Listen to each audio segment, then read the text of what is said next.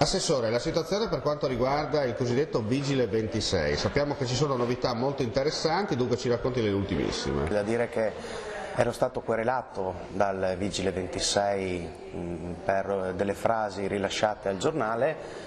La cosa è andata al Tribunale di Trieste, il giudice per l'indagine preliminare Raffaele Morvei mi ha assolto con formula piena perché il fatto non costituisce reato, intravedendo assolutamente la possibilità di fare una critica neanche troppo dura, come detto appunto dal giudice Morvei, a una persona che riveste una carica pubblica come il Vigile 26, che peraltro non era neanche identificato al di là del suo numero di matricola. Ecco, va detto che dato lei è l'assessore di competenza, dunque in questi casi vigila anche sull'operato della Polizia Municipale. Beh, certo, sicuramente questo non fa piacere, ricevere una querela e dover rivolgersi alla magistratura, dover andare a finire in tribunale per delle cose che indubbiamente non sono così gravi.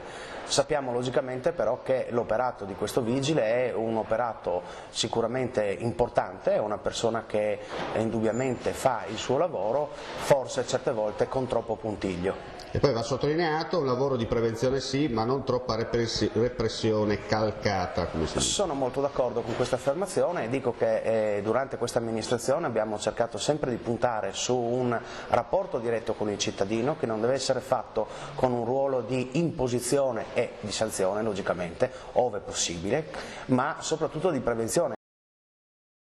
La vicenda è tutt'altro che chiusa, anzi, il bello deve ancora venire, come ci spiega l'avvocato Livio Bernot, difensore del Vigile 26.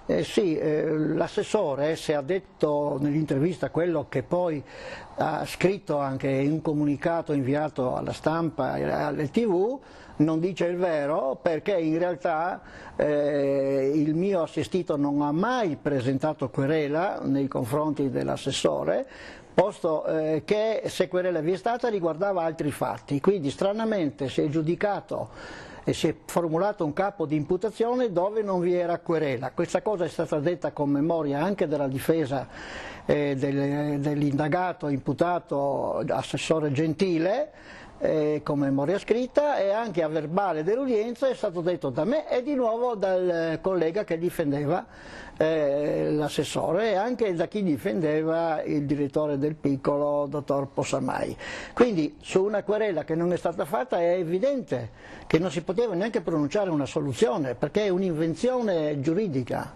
Ecco. Dunque possiamo dire tutt'altro che chiusa la vicenda? Non è chiusa la vicenda, anzi l'affermazione dell'assessore Gentile, secondo la quale giustizia è stata fatta, non è vero, è stata fatta una grande ingiustizia, perché il mio assistito adesso chiederà che sia rinviato giudizio veramente per i fatti querelati e dove chiederà giustamente 120.000 euro, quindi aspettiamo giustizia a noi. Insomma, ne vedremo delle belle da qui. Ne vedremo delle belle. Comunque con questi politici ormai in Italia mi si consente dire se ne vedono, non solo delle belle, ma mi consente anche delle balle, e anche troppo grosse.